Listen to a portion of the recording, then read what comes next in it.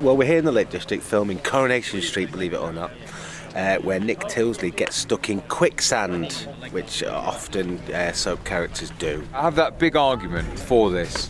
I go off on a huff. I've come to the beach to have a nice little view, bit of time to myself, bit of time away from Peter. And I go down there and then I get stuck in quicksand and I get more and more stuck and the water gets higher and higher. This time last week, the tide when it came in kind of covered most of all this area, all the grassland and the marshland. Today when we turned up, high tide kind of didn't cover any of it. It was still relatively far out, so we had to chase it slightly. The whole reason they're at the beach in the first place is because Nick wants to stop all the arguments and all the bad blood between them, so he suggests that they go to the beach for a day out, which they do. Nick goes off in one of his huffs, which he often does, and Steve and Peter go and look for him just to appease the girls and stumble across him stuck in quicksand. Do you know what? Actually giving. I won't mind another crack at Leanne. Leave her alone. Well, bring you out the way, she's going to need a shoulder to cry on. You let her down. Everyone lets her down. Then fight for her, Nick.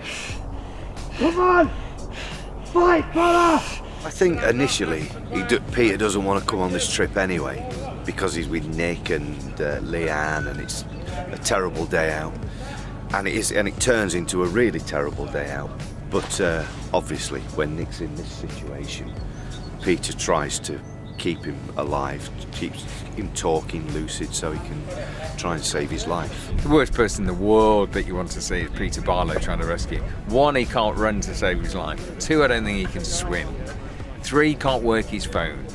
4, I hate him. Does it ever cross Peter's mind to not save him? No, I don't think so. They hate each other because they're opposites. I think if it was the other way around, Nick would have just probably put his foot on his head. That's what is sort of wonderful about their relationship. That's the kind of bloke he is, but Peter's not that kind of bloke, you see. We've got all sorts of people here. We've got the Coast Guard and we've got paramedics and stuff like that. If the proverbial hits the fan, we've got the best people here for it. It's a very challenging environment, but good fun. I think the actors have been amazing, and they've the crew's been amazing. Everyone's really rose to the challenge, really. The idea is it looks scary, but it's completely safe. I feel very safe with them. They know these. I mean, I think if you're on your own, you got stuck. That's frightening. That's not good. And I think this is quite a dangerous place. I have to go up to my ankles, and that's as far as I get. But so I got lucky this time. But if I was leaving, it would have been me. He'd have been on the bank. Apparently, the water said it's coldest now all year, so it gets into your bones, and then it takes a while to get back up. But then once I was in before with a wetsuit, yeah, I wouldn't like to be in there the whole day, but it's fine. Help! Help!